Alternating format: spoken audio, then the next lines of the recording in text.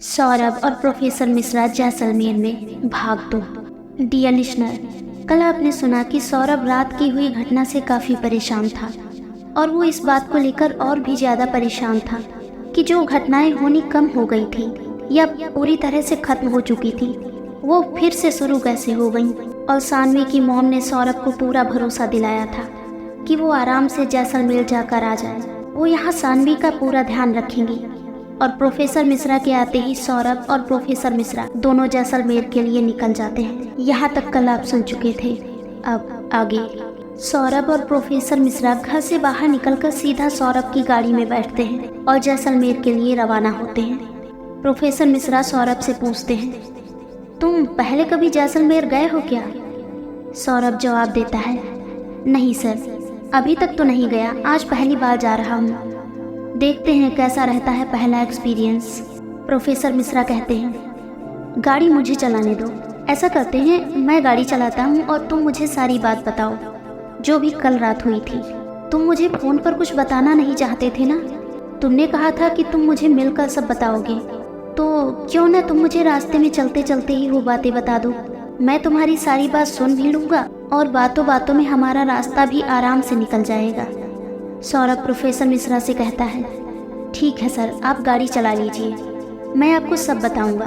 अरे हाँ, मैंने गाड़ी में कुछ सामान रखा है जो अभी रास्ते में हमारे काम आएगा, जैसे कुछ स्नैक्स और पानी। प्रोफेसर मिश्रा ड्राइविंग सीट पर बैठते हुए कहते हैं, हाँ ठीक है, बहुत बढ़िया। अब दोनों जोधपुर से निकलने के लिए पूरी तरह से तैयार थे। अभी शुरुआत का समय था, जर्नी अभी स्टार्ट ही हुई थी कि सौरभ अपने कुछ ख्यालों में खो चुका था। प्रोफेसर मिश्रा का ध्यान उसकी तरफ गया, लेकिन प्रोफेसर मिश्रा ने कुछ बोलना या पूछना ठीक नहीं समझा और उन्होंने उसको वैसे ही छोड़ दिया। पर सौरभ इतनी गहरी सोच में क्या सोच रहा था, ये बात प्रोफेसर मिश्रा ने उससे नहीं की। थोड़ा बहुत तो प्रोफेसर मिश्रा को समझ आ रहा था कि शायद रात को तो कुछ ऐसा हुआ है जिसकी वजह से ये बहुत परेशान है। प्रोफेसर मिश्रा सौरभ को आवाज़ देते हुए कहते हैं, सौरभ क्या हुआ?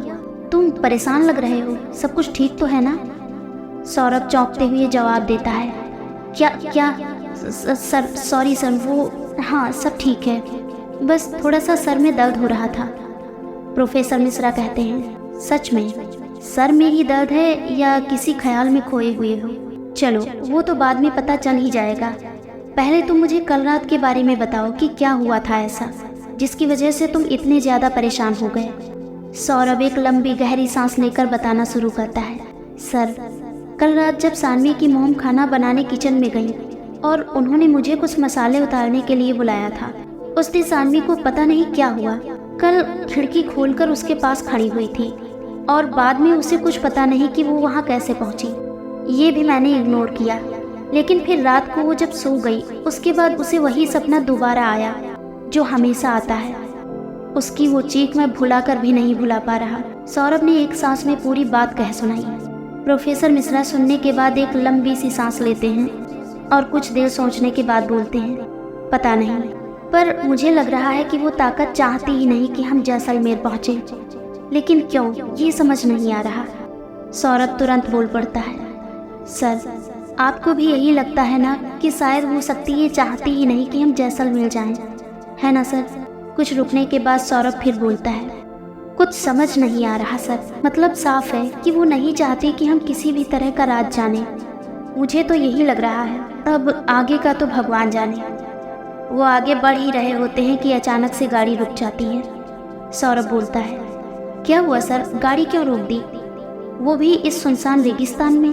प्रोफेसर मिश्रा सौरभ की चुटकी लेते हुए कहते हैं, गाड़ी रुकी नहीं है, अपने आप रुकी है। अब पहले देखना पड़ेगा क्या हुआ है इसे, तुम्हारी गाड़ी है, पता नहीं क्या हो गया इसको। सौरभ जो कि अभी बिल्कुल सीरियस था बोलता है, कोई बात नहीं सर, बाहर उतर कर देखते हैं क्या हुआ होगा। दोनों ही गाड़ी से उतरते हैं और आगे चेक करने के बाद प्रोफेसर मिश्रा कहते हैं, गाड़ी हीट हो गई है, पानी डालना पड़ेगा। सौरभ गाड़ी में से पानी निकालता है और वो जो एक्स्ट्रा गैलन लाया था गाड़ी के लिए उन्हें निकालता है और प्रोफेसर मिश्रा उसे गाड़ी में थोड़ा पानी डालते हैं। कुछ ही देर में गाड़ी दोबारा से स्टार्ट हो जाती है और वो लोग अपनी जर्नी दोबारा से स्टार्ट कर लेते हैं। प्रोफेसर मिश्रा सौरभ से कहते हैं, सौरभ अगर जैसलमेर में कुछ भी पता नहीं चला तो तुम क्या करोगे? मेरा मतलब है अगर उन्होंने हमें कुछ भी नहीं बताया या फिर बताने से साफ इनकार कर दिया तो हम क्या करेंगे? हो सकता है वो लोग आज भी उनसे गुस्सा हों, और जब वो अपने ही बेटे से मतलब नहीं रखना चाहते तो अपनी पोती से क्या रखेंगे, वो भी गोद ली हुई। सौरभ कहता है, सर जब तक कुछ हो नहीं जाता मैं निगेटिव सोचना भी नहीं चाहता। मैं भी हर चीज़ पता लगा लूँगा और वो लोग ज़रूर हमें हमारे सवालों के जवाब देंगे। मुझे ऐसा लगता है, आगे देखते हैं क्या होता है। प्रोफेसर मिश्रा सौरभ से कहते हैं, चलो वो तो जो होगा देखा जाएगा। अभी तो तुम मुझे ये बताओ कि क्या उनके घर का कोई एड्रेस है जो सानवी की मॉम ने दिया हो, क्योंकि एड्रेस के बिना, और वो भी इतने बड़े शहर में, एड्रेस के बिना घर ढूंढना तो अंधेरे में सुई ढूंढने जैसा काम है। सौरभ उस चिट को निकालता है जिस पर एड्रेस लिखा हुआ था और निकालकर आगे कार में रख देता है और कहता है, ये है सर पता, और मैं कब से परेशान हो ही रहा था। हमें इसी एड्रेस पर जाना है, देखते हैं। क्या प्रोफेसर मिश्रा को जिस बात का डर है कि वो लोग कुछ भी नहीं बताएंगे, वो सच होगा या खुलेंगे सारे राज? आगे की कहानी जानने के लिए बने रहिए हमारे साथ, और कहानी को लगातार सुनने के लिए सब्सक्राइब कीजिए हमारा चैनल और सुनते रहिए ये प्यारी सी कहानी, रिश्ता पूर्व जन्म का। धन्यवाद।